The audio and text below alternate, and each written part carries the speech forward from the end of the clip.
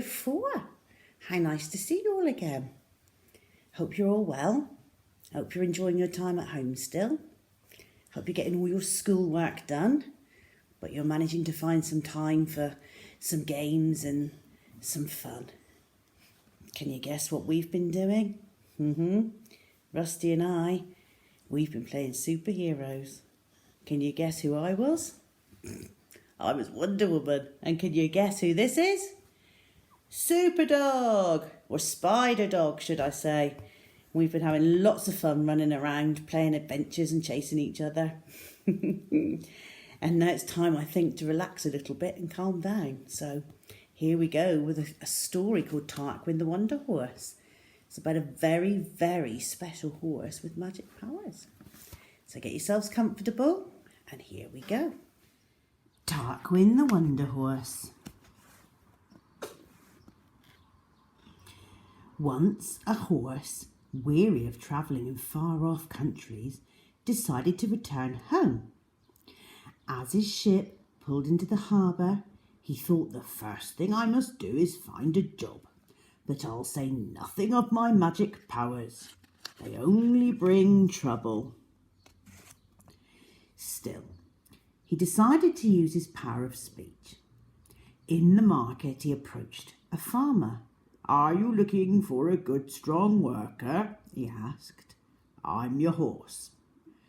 But the farmer, though extremely surprised to hear the horse speak, knew a bargain when he saw one, and he hired him on the spot.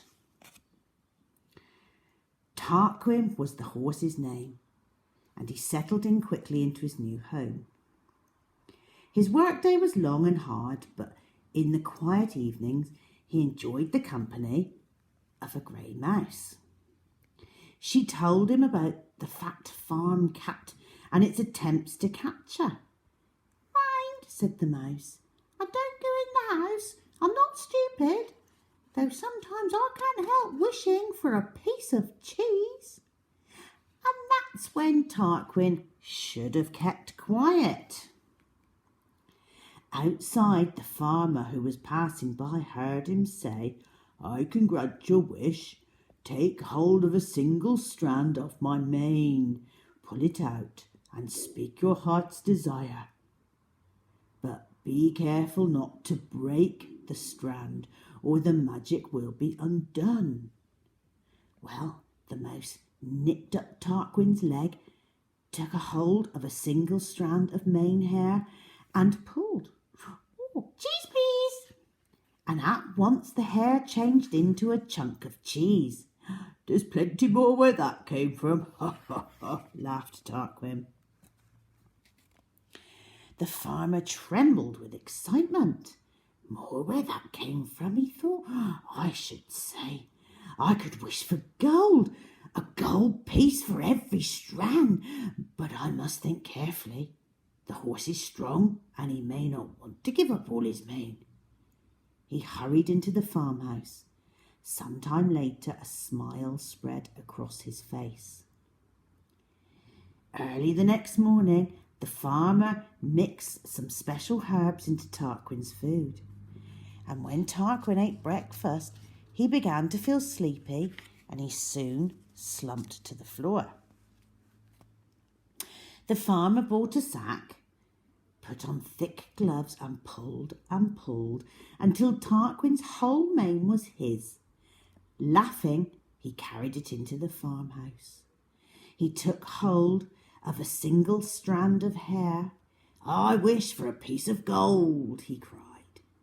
And at once the hair changed into a gold piece. The farmer grabbed a handful of hair. "I wish for 10 pieces of gold for every strand," he shouted. And at once gold pieces filled his hands. The farmer shook with excitement. He grabbed up the rest of the mane in his arms. "I wish for 1,000, no, 1,000,000 pieces of gold for every strand," he yelled. At once gold pieces appeared all over the kitchen. Like drops of golden rain, they poured down onto the floor. The farmer scooped them up in his hands. He let them trickle through his fingers like water. "All mine, I'm rich, he cried. The gold kept coming. The farmer was up to his knees. "All mine," he shouted. The gold rose higher, and now the farmer was up to his waist, then his chest. "That's enough," he protested, laughing. "Stop, stop." The farmer could hardly breathe. The gold was crushing him. He tried to think. There'd been a warning. Something the horse had said. Be careful not to break the strand. The farmer noticed one last strand of hair that he had missed before. He managed to reach it and quickly pulled it in two. At once the kitchen fell silent. Even the birds outside stopped singing. And when they started again, a moment later, the gold had gone. All day Tarquin lay in a deep sleep. At last, towards evening, he stirred. The mouse crept from her corner. Tarquin lifted his head. His neck felt strangely light. "The farmer took your mane," the mouse told him. "He must know of your magic." "Then I cannot say," said Tarquin. Sadly, he said goodbye to his friend, left the farm, and set out on his travels once more. Snow began to fall as Tarquin left the village.